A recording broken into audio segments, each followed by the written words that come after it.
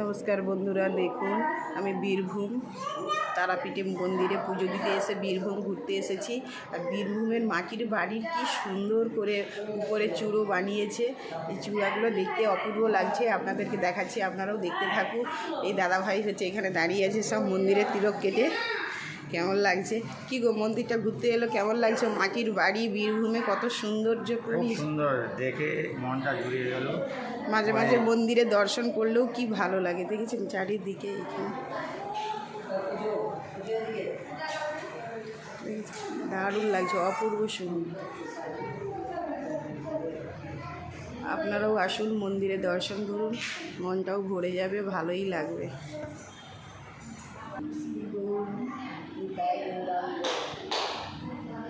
Hare Krishna Krishna Krishna Hare Hare Ram Ram Ram Hare Hare. Joy Radhe Radhe Radhe Radhe.